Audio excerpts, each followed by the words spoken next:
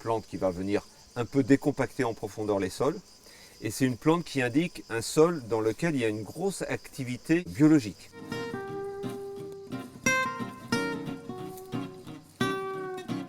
C'est une plante bioindicatrice qui est vraiment très spécifique à des sols de nature siliceuse, donc plutôt tendance sableuse, dans lequel on dit qu'il n'y a pas d'argile stable.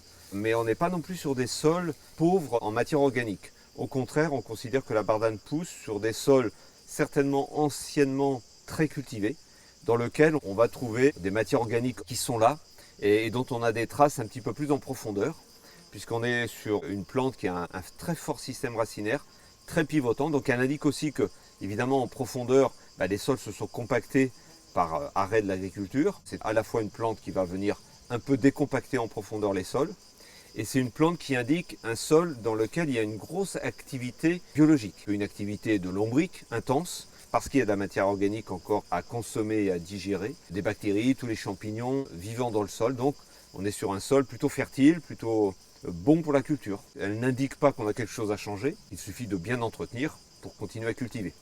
Après, on le voit, c'est pas une petite plante, donc elle a tendance à évidemment prendre beaucoup de volume. Elle a plein de côtés intéressants dans ses usages, mais effectivement, si elle devient trop imposante dans un potager, clairement on ne peut pas la conserver partout, parce que là vous le voyez, stade fleur, tout ça ce sont des enveloppes de graines qui se propagent par une méthode très particulière. Donc ça s'accroche et ça se transporte. Donc c'est vraiment une plante qui va vite avoir un mode pour se ressemer ailleurs, mais encore une fois, n'ira se ressemer que dans un sol qui lui correspond. On ne va pas voir la bardane aller se promener et aller par exemple tout près d'ici dans un sol beaucoup plus pauvre, minéral, dans lequel il n'y a pas justement ces matières organiques présentes. Dans son jardin, dans son potager, il est quand même intéressant de garder quelques pieds de bardane, parce que c'est une chance, comme on a la chance d'avoir des orties ou la chance d'avoir des consoudes, il est intéressant d'en garder quelques-unes. Là déjà au stade fleur, elle attire énormément de pollinisateurs. C'est toujours une bonne chose dans un jardin.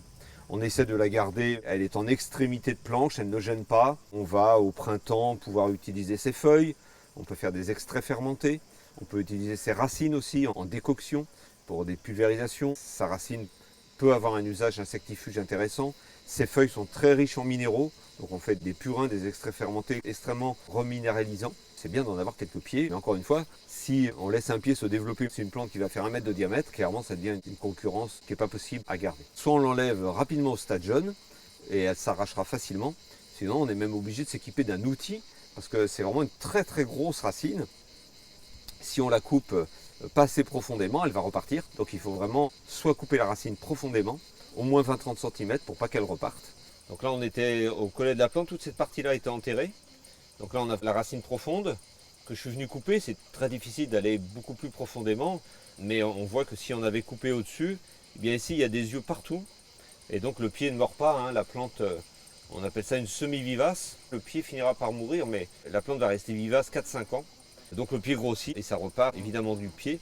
Et à terme, un pied de bardane peut vraiment faire 1 à 2 mètres de diamètre avec vraiment une grosse puissance de plante.